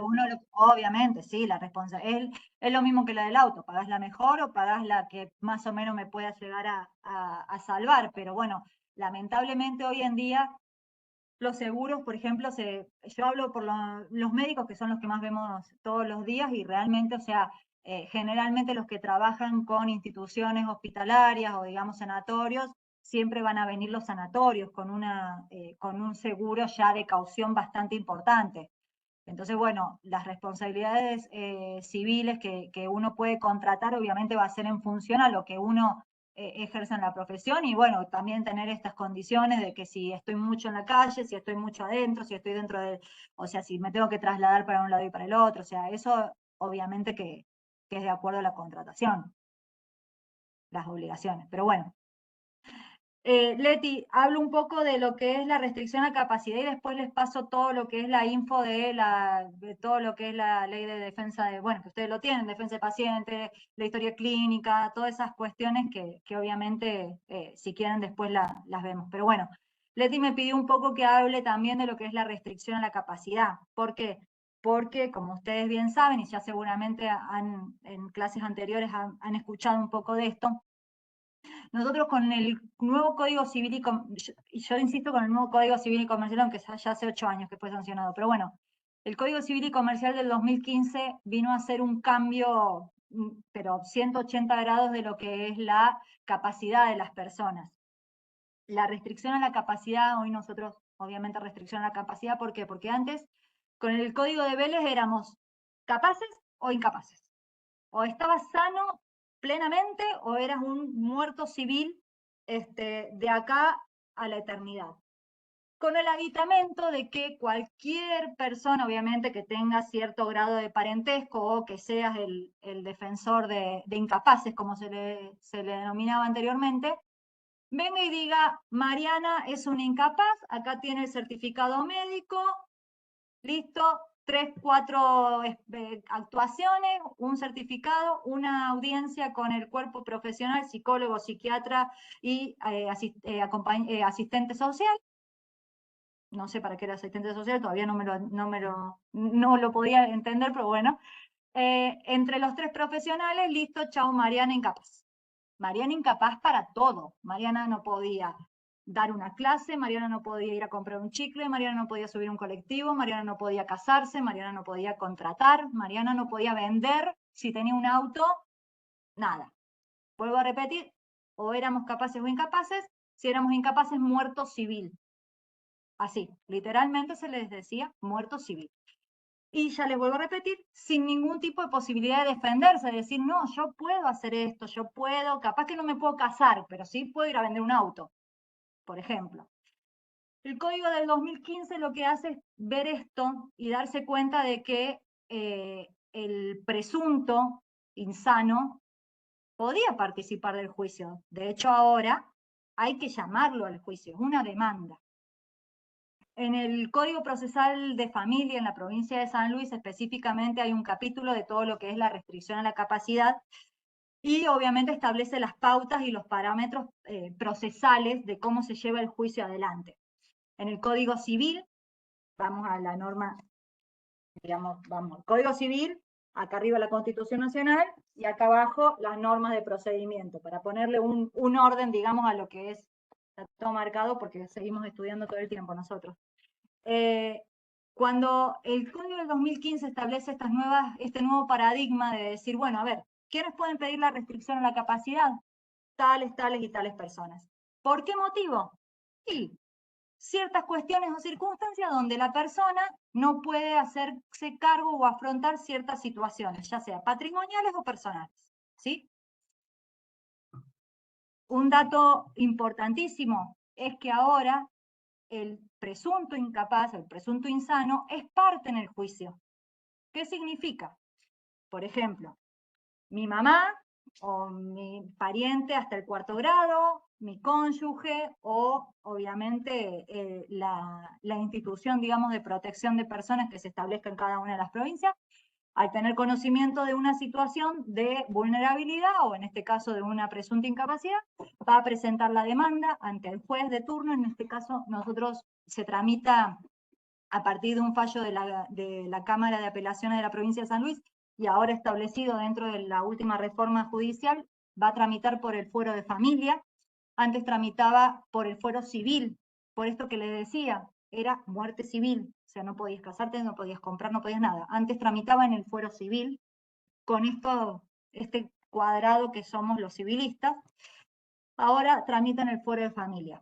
Presentan la demanda, se le corre traslado de la demanda, también se llama al defensor de niñez, ¿sí? O incapaces para que participe, y el presunto, ¿sí? El presunto insano, yo me señalo yo siempre, pero el presunto incapaz va a poder venir al juicio, va a poder y debe contestar demanda. Se defiende, sería por decirlo de alguna forma. Correr traslado, Leti, bueno, tenés razón. Correr traslado significa, yo presento, el actor, en este caso, es el que presenta la demanda al juez. Correr traslado es decirle a la otra parte, te inicio un juicio. Entonces, viene, por ejemplo, mi pariente hasta el 4º grado, mi cónyuge, le dice al juez, Mariana es incapaz porque no puede, no sé, vender, por ejemplo. Trae un certificado médico, le corren el traslado a Mariana y a la defensora, o al defensor, digamos, de turno. Mariana va a venir a juicio con un profesional, con un abogado, porque al juicio siempre tenés que ir con un abogado que te represente. Vas a venir a juicio, se van a abrir a prueba, se va a hacer una audiencia con el juez o la jueza, se va a hacer digamos, un informe de interacción profesional. Ahí van a estar obviamente psicólogos, psiquiatras, asistentes sociales, AT, el cuerpo profesional que se forme para dictaminar, y el juez va a dictar una sentencia después de producida esa prueba. Sentencia que obviamente va a tener que especificar, y lo determina el Código Civil y Comercial, que va a tener que detallar específicamente en qué puntos la persona va a necesitar un apoyo total o un apoyo parcial, o que en el último de los casos, digamos, el último de las soluciones sería la incapacidad. O sea, ¿por qué hago esta diferencia? Vuelvo al código de Vélez. Capaz o incapaz, no tenías punto medio. En cambio ahora, con el Código Civil y Comercial del 2015, gracias a toda una serie de trabajo y obviamente de la tarea judicial que se hizo, porque obviamente los jueces fueron, ya les digo, o sea, la modificación del código no es que porque un día se levantaron los doctrinarios y dijeron, chau, este código es viejo, hagamos uno nuevo. No, hubo durante casi más de 100 años una cantidad enorme de normas y reglas y leyes que se fueron sancionando para emparchar. Se le dicen, yo le digo emparchar, pero bueno, en realidad era acomodar la realidad actual de la vida a la judicial. No teníamos otra posibilidad. Entonces, bueno, ahí fue donde realmente se establece esto de que no todas las personas somos capaces o incapaces. A veces necesitamos una ayudita. Por eso se les llama el sistema de apoyos. Y ahí sí, ustedes entran en un papel que realmente es protagónico, por decirlo de alguna forma, porque el sistema de apoyo implica que esa persona va a necesitar cierta ayuda o colaboración para ciertos actos de la vida cotidiana. Y ahí van a entrar ustedes, van a entrar los psicólogos, va a entrar un familiar, ¿sí? Y esa sentencia va a ser revisada cada 3 años. O sea, que la idea no es que la persona, si empeora por una cuestión patológica o lo que sea, bueno, pero ahora si empeora porque encima el sistema de apoyo no me está colaborando, ahí es donde ustedes tienen que tener mayor prudencia y diligencia al momento de acompañar y continuar con estos tratamientos y estas digamos, estas interacciones, ¿sí? Porque al revisarse cada 3 años, significa que la persona, para lo que en aquel momento era, necesitaba un apoyo, ¿sí? O era presuntamente incapaz, ¿sí? En este momento, después de 3 años, pudo sortear digamos, este escollo y no ser incapaz y no necesitar este apoyo. Capaz que lo necesita para otros puntos, pero no, por ejemplo, para comprar, no para vender, no para casarse, no para, me explico, para reconocer un hijo.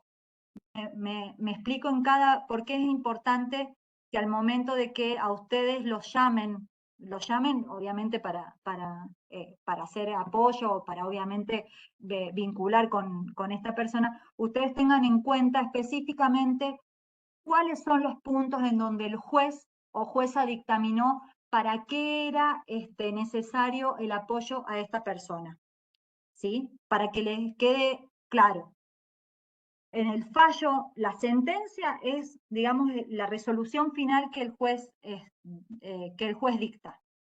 Esa sentencia puede quedar firme. ¿Qué significa que quede firme? Que no va a ser objeto de un recurso de apelación, que por ejemplo, o el actor o el demandado la apelen ante un superior y diga, modifíquela o confírmela.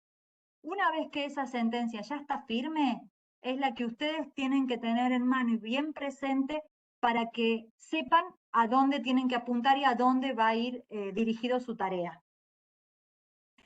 Y como un consejo personal que siempre les digo y siempre obviamente por ahí Leti, pregunten.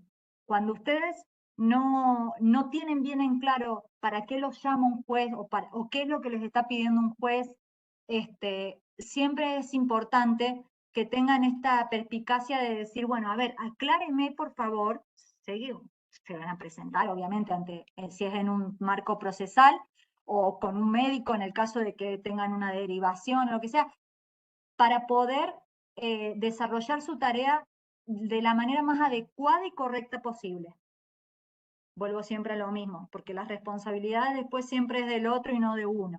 Entonces, bueno, para que ustedes tengan siempre en cuenta y bien claro a dónde quiere apuntar el juez, qué es lo que hay que reforzar, qué es lo que hay que hacer, y obviamente que no esperar esos 3 años para revisar la sentencia, de decir, no, porque acá no era tan así, podíamos haber, bueno, todo lo que sea que se vaya dando en ese transcurso, todo tiene que estar informado y todo tiene que estar en conocimiento del juez.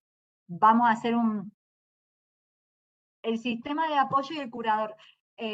No es lo mismo, Leti. Leti preguntó si el sistema de apoyo o el curador es lo mismo. No, se le puede denominar, pero el sistema de apoyo es específicamente para los puntos específicos.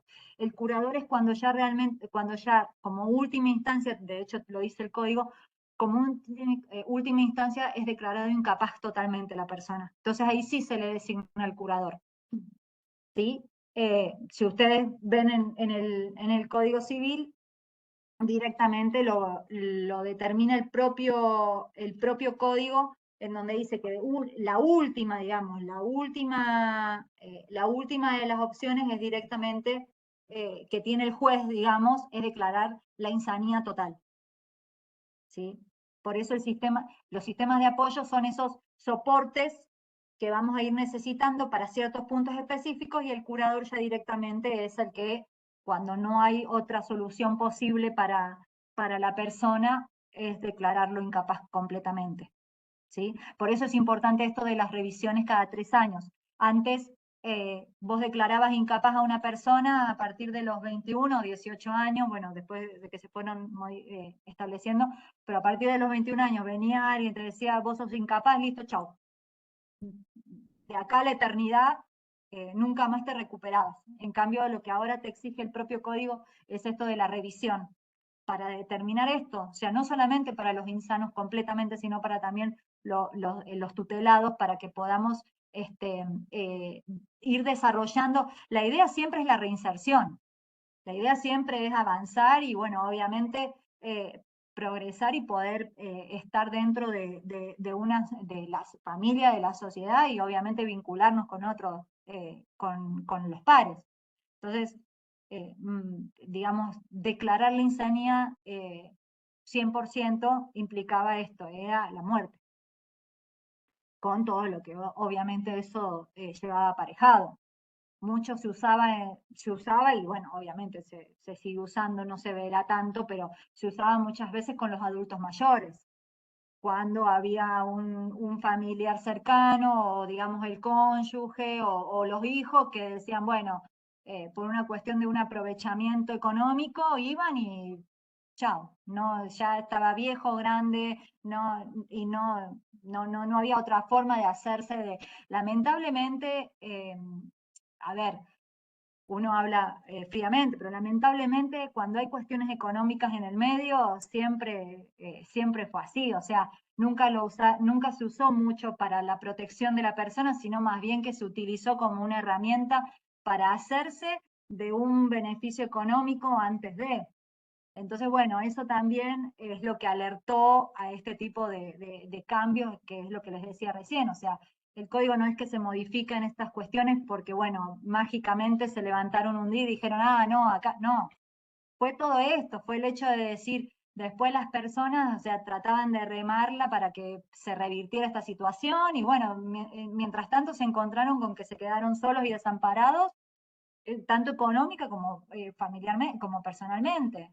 Hoy el código establece la obligación o sea, tenemos que escribir en una norma que los hijos nos tenemos que hacer, o sea, ayudar y colaborar en el cuidado de nuestros padres. O sea, ¿en qué cabeza cabe? Bueno, en la cabeza de que la sociedad cambió, de que no todos tenemos ese mismo pensamiento, y, bueno, lamentablemente hay que tener este tipo de normas que vengan a decirnos bueno, que nos comportemos como corresponde, debidamente. No sé si capaz que uno habla de una obligación legal, obviamente que, vuelvo a insistir, las cuestiones familiares y personales siempre van a ser digamos, el 100% de las causas que nosotros vamos a tener en el Poder Judicial. De hecho, ahí se ven las peores realidades de las personas. Pero bueno, lamentablemente es así, si no, no estaríamos con los poderes judiciales colapsados. Pero bueno, no sé si alguien quiere. Ahora sí fui muy rápido al último, pero bueno, me daba. Perdón, Mariana, mi ignorancia. Sí. Nunca agarré el Código Civil, así que no tengo ni idea. Tendría que empezar a agarrarlo para tener idea. Pero, por ejemplo, esto que vos hablas de adultos mayores, está como en sectores, ¿no? O sea, agarro el código, El pongo código, adultos mayores y mirá, ahí veré. no. El Código Civil bueno, está acá muy partido, pero bueno, el Código Civil hoy se divide en 6 libros, Bien. o sea, como 6 partes, y dentro de esas partes nos establece, digamos, las normativas que rigen a respecto de a ese aspecto, digamos, de las personas. En el primer libro vamos a tener todo lo que es la parte de la capacidad, ¿sí? todo lo que es la parte de, después va a venir la parte de familia, después va a venir la parte de las obligaciones, después va a venir la parte contractual, después va a venir la parte de los derechos reales, y así cada uno de los libros.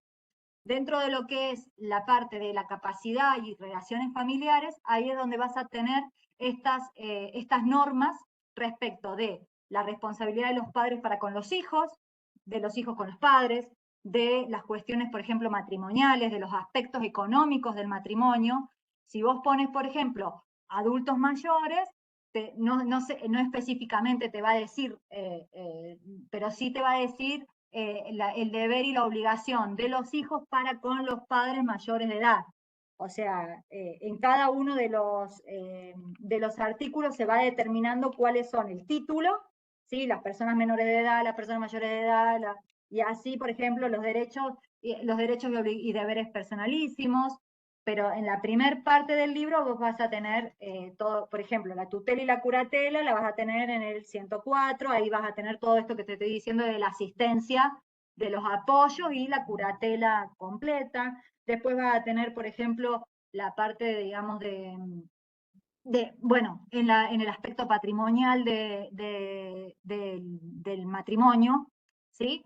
Todo lo que es la parte de la división y cómo se va a dividir los bienes en el caso de un divorcio, los aspectos respecto de los cuidados personales de los hijos, y ahí vas a tener estos puntos, digamos, de las cuestiones de cuidado para con los padres.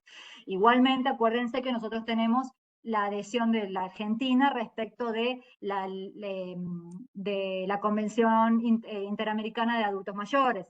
Entonces, al estar Argentina, digamos, ya adhiriendo a estas normas, y como ya les dije, la Constitución Nacional, donde establece todo lo que son los tratados internacionales, más todas las leyes que se vayan, nosotros ya tenemos un marco, digamos, seas o no el hijo, tenemos, digamos, una responsabilidad.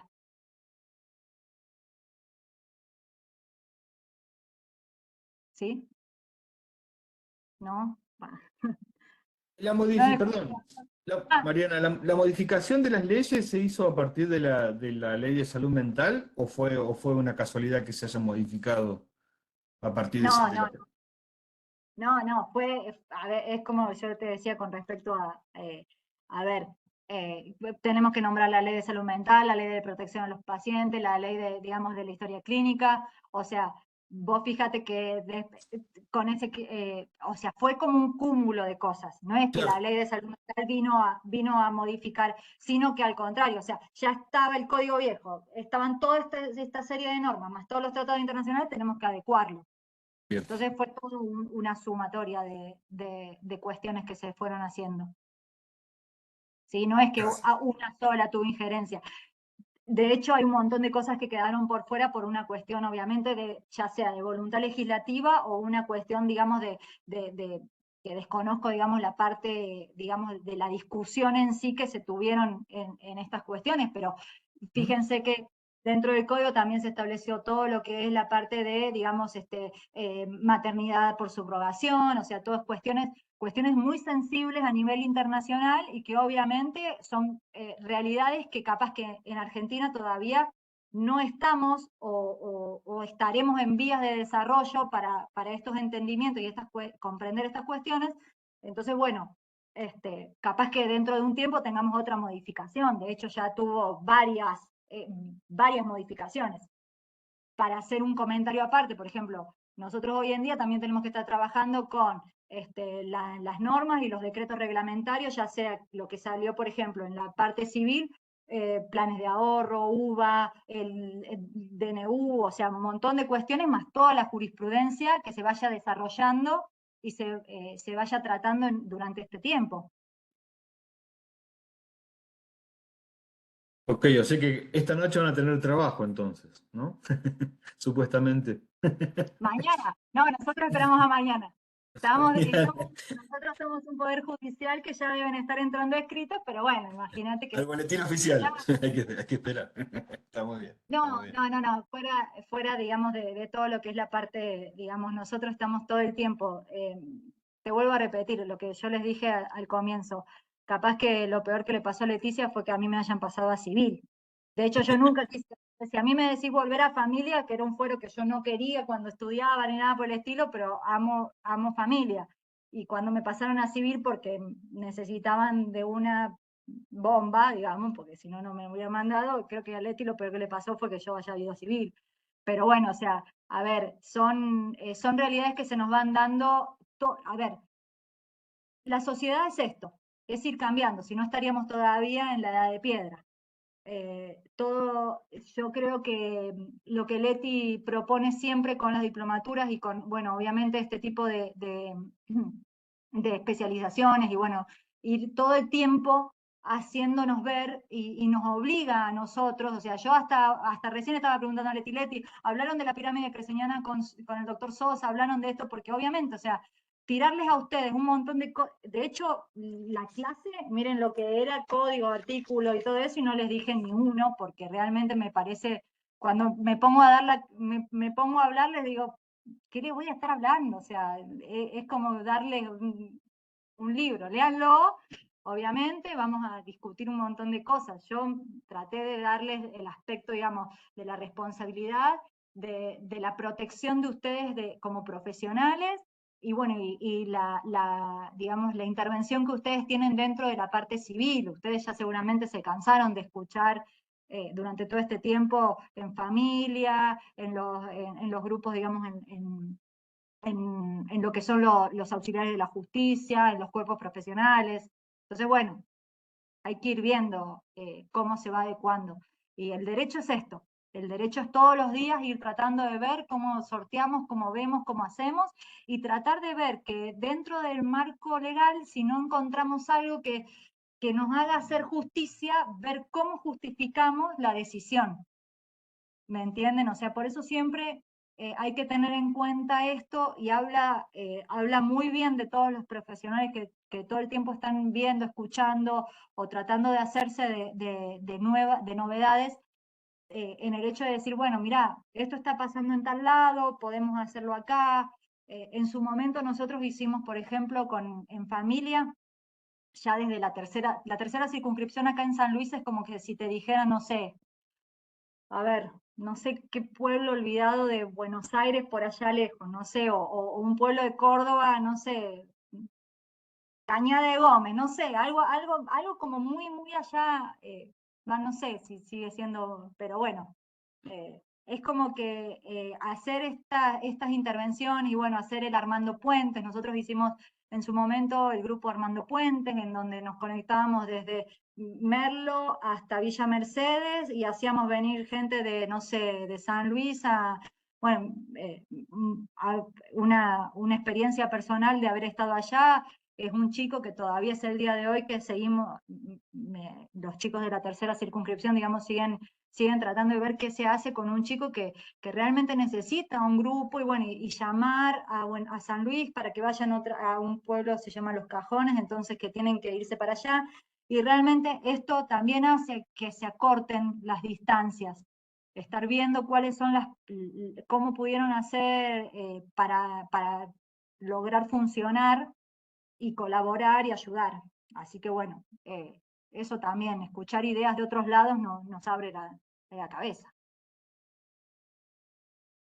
Bueno, no sé si fui muy rápida en esta última parte, si alguien tiene algo que quiera que aclaremos, o me callo y listo. Leti, algo que te acuerdes que hayamos hecho y que... Yo estaría horas escuchando porque, por ejemplo, a pesar de que uno está en la justicia, hay un montón de cosas que las va teniendo en cuenta porque a lo mejor vos me lo dijiste, o por ejemplo estuvimos con Karina Bernal y me dijo otras cosas y nosotros le dijimos otras y dicen, ay, no sabía. Y parece mentira estar en el mismo lugar y desconocer algunas cosas. Por ejemplo, yo te preguntaba otro de la ley de salud mental, que yo no estoy tan de acuerdo con toda la ley, que viste que el grave problema que tenemos desde la justicia es cuando el paciente no se quiere internar. Y sabemos y hemos hecho los estudios necesarios y sabemos que no tiene la Otra. capacidad para discernir o de decidir sobre su sobre su vida en ese sentido. Entonces, viste, me parece hasta obscena ese artículo que hemos tenido personas que sabíamos que ya no había más forma de decir que necesitaba internarse, y fue y no quiso internarse y no se internó, y es una persona que se dañaba a sí misma, dañaba al resto, ¿Sí? provocaba un desbalance y un desequilibrio en la familia, en la sociedad, y bueno, y no se internó porque no quiso. Entonces, El, viste, todo ahora es en el Hospital de Salud Mental, no tiene criterio de internación, no tiene criterio de internación. Entonces, ¿qué hacemos? Lo dejamos en la calle. Entonces, ahí, viste, es cuando yo me pregunto, quiénes son los que hacen, y aprueban estos artículos o aprueban una ley por política y punto, y no saben y no conocen bien el contenido. No, no, no, no. Estoy en ese sentido Bueno, muy enojada porque tenemos el caso de Agustín, ahora no, tenemos el caso sí. de Alexander, y bueno, y son chicos que ya no hay forma de hacerles entender que necesitan, no, pero no adhiere el tratamiento. Eso nos contestaron.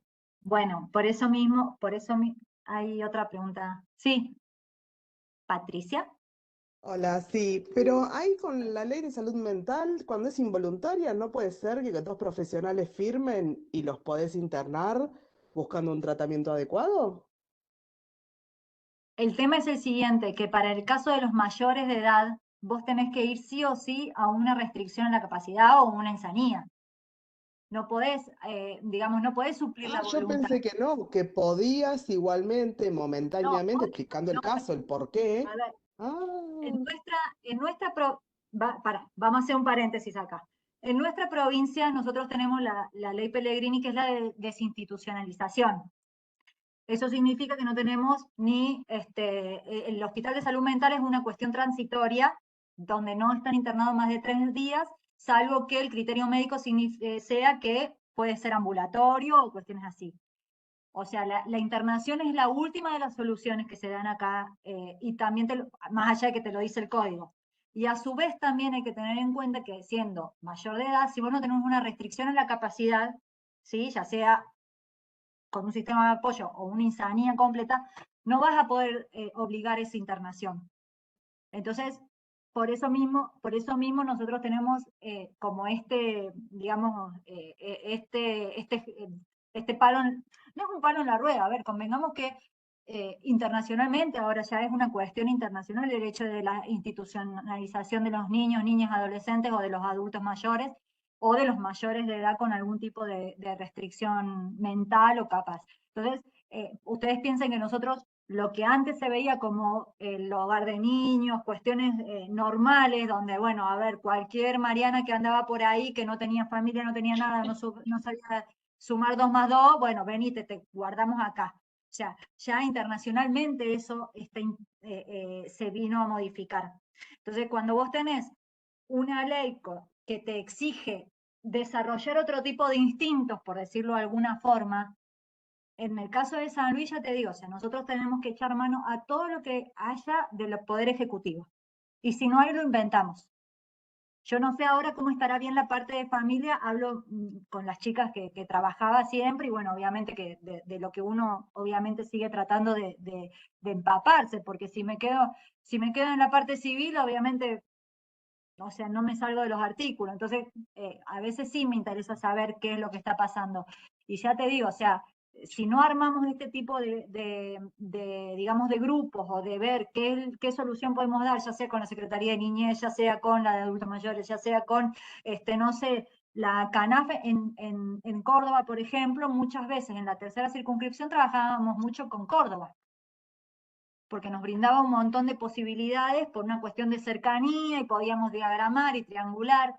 Si Y no fuera, tiene la ley de desinstitucionalización, porque yo no, creo que todos los extremos son malos, porque había veces que la persona tenía un brote psicótico y ya estaba internada y quedó crónica ahí 40 años internado, y eso no está bien. no. Pero no hay casas de medio camino, no hay casas en donde vos decís, bueno, a ver, lo internamos 3 meses hasta que adhiera al tratamiento.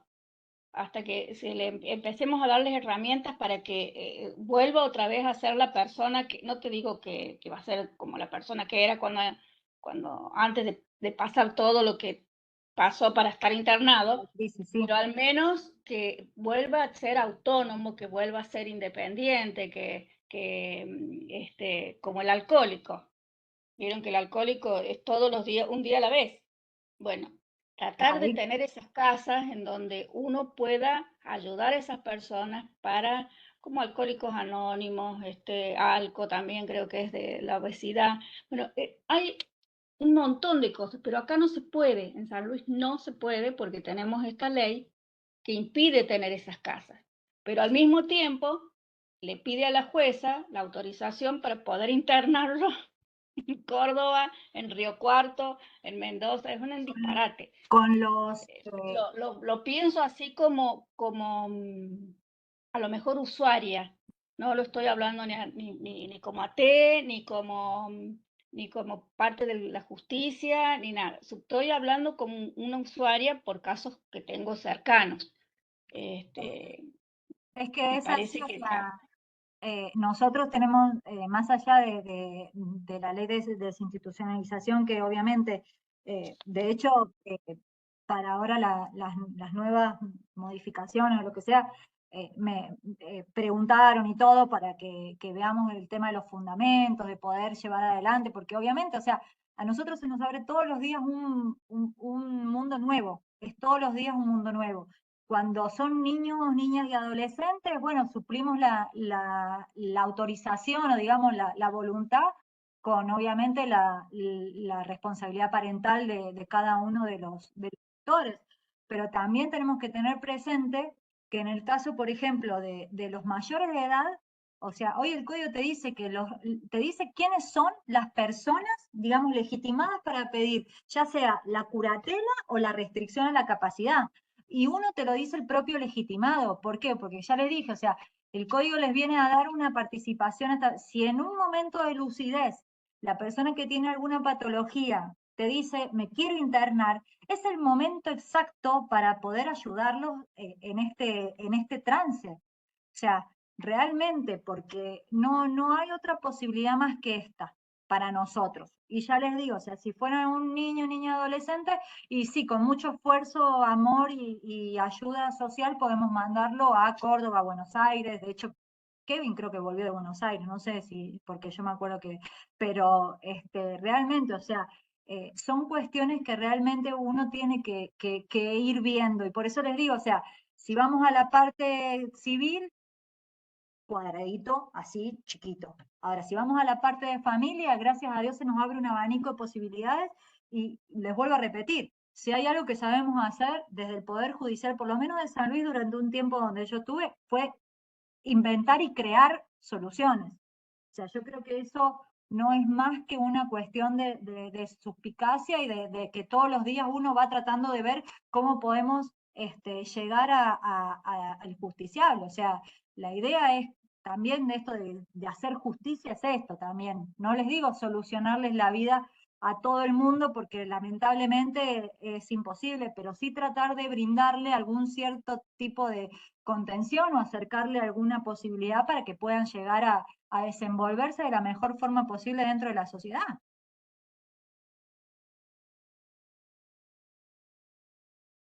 sí, es todo un todo tema y yo me enojo tanto porque nos coartan un poco el accionar.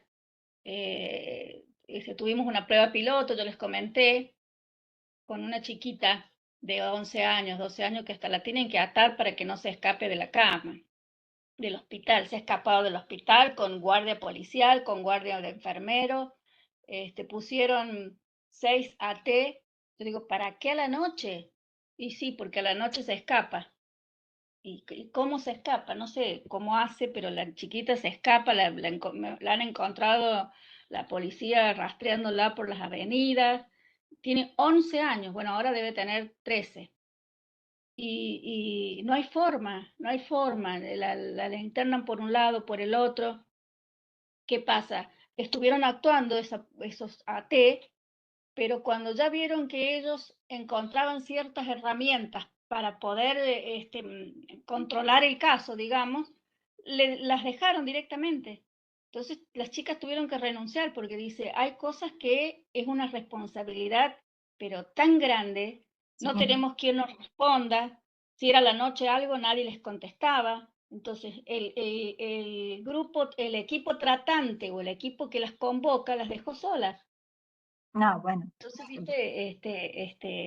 siempre hay una pata que falla y bueno, será cuestión de seguir insistiendo, no sé, hasta que las personas idóneas estén en el lugar que tienen que estar para impartir lineamientos para todos nosotros.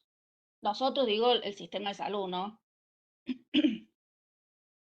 Pasa lo mismo con los agentes sanitarios. Ahora están debatiendo quién contesta los oficios en salud, quiénes son los que pueden hacer un comunica situación desde el mismo ministerio.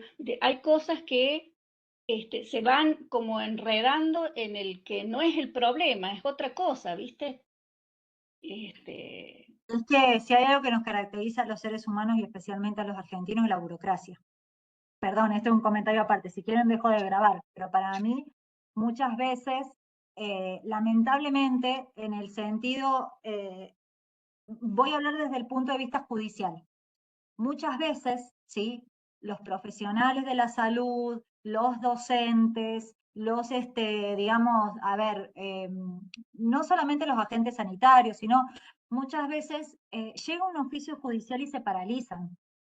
Ustedes piensen que, por eso les digo siempre la responsabilidad y saber decir hasta dónde uno puede llegar a hacerse cargo de cierto tipo de situaciones. O sea, realmente responder un oficio simple hasta, no sé, de un, no sé, un embargo judicial por alimentos, no sé, cuestiones así. Y hay muchas empresas, muchos privados, muchos, la patronal misma o gente del hospital que realmente se paraliza. O sea, no todo el mundo puede responder de la misma forma ante una situación idéntica. Entonces muchas veces también pasa esto, Leti, o sea, yo soy de la idea de que lamentablemente los cambios siempre necesitan cierto tiempo para ir acomodándose. Lamentablemente nuestros tiempos no son los mismos tiempos que los del justiciable, los de la mamá que está afuera esperando al hijo, la del niño que está dentro de la escuela tratando de reinsertarse en un grupo, o del médico que está del lado del frente viendo a ver si hay algún avance o no. Lamentablemente, cuando viene un oficio firmado por un juez con una orden judicial o una notificación o lo que sea, o que aceptes un cargo de perito no todo el mundo responde de la misma forma. Y lo mismo cuando te piden un informe porque vos dijiste que Sultanita está en situación de. Entonces te están preguntando, ¿pero en situación de qué? Explícame, hablame, dame más información. Y dijeron, ¿en qué me metí? Porque realmente es así. Yo creo que igualmente tenemos que como adultos responsables, más allá de ser profesionales o no, o sea, también tenemos que empezar a ver eso, de marcar y hacerle entender a las otras personas, especialmente los que estén en algún tipo de cargo, digamos, jerárquico, por decirlo de alguna manera, de que no todas las consecuencias son malas para el que comunica la situación. Yo he escuchado decir, y vos decime si no es así, Leticia, en el foro de familia especialmente, a directores del colegio diciendo, yo en eso no me meto. Y la que nos mandó el comunica situación era una maestra, un auxiliar que era, no sé, un auxiliar que iba al colegio cada 2 días. Y la directora dice, yo en eso no me meto. Y bueno, lamentablemente tenemos que hacerle entender que no es no meterse, es también una responsabilidad como adulto mayor y obviamente al ser directivo de un colegio. De hecho, en el código te establece las obligaciones de los directivos, de los directores de escuela. Entonces, bueno, cuando alguien no conoce las responsabilidades y las obligaciones que tiene, tenemos que también nosotros llevárselas y acercárselas. Pero bueno, yo creo que también pasa por ese lado, pasa por el hecho de decir, me viene una cédula o un oficio judicial y chao, me quiero matar. Para mí, no sé, capaz que uno habla desde la realidad que uno vio en el juzgado, pero bueno, también trabajé No, afuera así, y era abogada. Es realmente así y yo creo que, como les decía siempre a los chicos, que la diplomatura no es prepararlos únicamente como acompañantes terapéuticos judiciales, que estén al tanto de cómo orientar también las familias o a ese acompañado, sino como ciudadanos. Uno creo que está aprendiendo un montón de cosas ahora, como más que todo como ciudadanos, las responsabilidades que tenemos como seres humanos frente a tanta, no sé qué palabra encontrar más, se allana más a lo que quiero decir, pero desde ahora todos somos responsables. Desde que escuchamos a Mariana en ciertas cosas, bueno, los que estamos acá y los que vean después los videos, ya somos responsables porque están escuchando algo en donde nos hace parte. Entonces, esa es la idea un poco de la diplomatura. A partir de ahora, todos los temas van a ser así. Lo que vimos primero fue la parte de el cuerpo auxiliar, el cuerpo profesional forense. Ahora ya nos estamos metiendo casi en cada uno de los fueros en donde si ustedes están acompañando a una persona que tiene un caso judicializado, que puede ser en la parte civil, en la parte penal, en la parte de penal juvenil, bueno, ya empezamos a verlo desde otro lugar y es una manera de que ustedes vayan incorporando terminología, incorporando saberes, porque al final les vamos a pedir una pequeña monografía, no muy grande, no muy larga, no muy extensa, de todo el accionar del Poder Judicial con el acompañante terapéutico, pero un trabajo propio de ustedes, que nazca de ustedes. Vieron que muchas veces decimos, me han llamado y me han dicho, ¿qué proyecto puedo presentar? ¿Qué proyecto? Bueno, esta es la forma de empezar, porque después a mí me gustaría que si se llegara a dar en el caso un congreso, ustedes puedan presentar estos trabajos y dar a conocer todo esto que ustedes están aprendiendo, que valga la pena el haber pasado estos 8 meses con nosotros, no solamente para tener AT judicial, sino con todo esto que ustedes mismos van a seguir transmitiendo a otros colegas. ¿Mm? Marianita, nos hemos pasado 10 minutos de la Sí, hora. perdón. Bueno, pero No, se no, cortó. yo seguiría un montón. Sé que hay muchísima tela para cortar y mucho para aprender de vos porque me encanta cómo explicás y las cosas que decís las decís con esa pasión de haber estudiado y es una de las docentes que se ha esmerado en ver el trabajo del acompañante terapéutico y poder adaptar todo lo que se sabe de la parte civil para que nosotros tengamos este resumen hoy en 2 horas. Así que un trabajo increíble, nos encantaría que nos pasaras todo ese material que tenés ahí en las hojas, que anda, anda desde el lunes dando vuelta en el departamento preguntándome, bueno, ¿y qué otra cosa te parece? ¿Y de qué otro tema? No, muy responsable con todo lo que tiene que hacer también, aparte de tener sus niños. Ahora Te está en tenés que ir a karate. karate. No, Vos. ahora está en karate y me lo trae el cuñado. Gracias Está a muy Dios. bien. No, sí, Está sí, nos muy bien, está despachamos, muy nos bien. despachamos. Bueno, Bueno, ¿qué yo, más te puedo decir yo? Agradecerte permanentemente. Vemos si te podemos convocar en otro momento. Los chicos, si quieren algunas preguntas, las pueden hacer a través de la plataforma o le mandan a Vladimiro o a mí las preguntas o algunas dudas que tengan y después vemos si hacemos otra clase en los conversatorios con Mariana, si ella puede y tiene un tiempito y nos volvemos a encontrar. Bueno, y a ustedes, bienvenidos otra vez. Los extrañaba mucho, porque pasaron muchas cosas en mi vida desde que terminó el año 2023. Hemos empezado el 2024 medio así con la patita renga, pero bueno, rengo, pero vengo, ¿no? Y bueno, siempre es un placer compartir con ustedes. Con Vladi tenemos muchas cosas para contarles de este año, así que los esperamos el jueves que viene. ¿Mm? Gracias, Mariana, nuevamente. Te mando un beso gracias a ustedes, Leti. enorme. Siempre Muchas gracias. un gusto, chicos. Cualquier cosa a su disposición. Muchas gracias.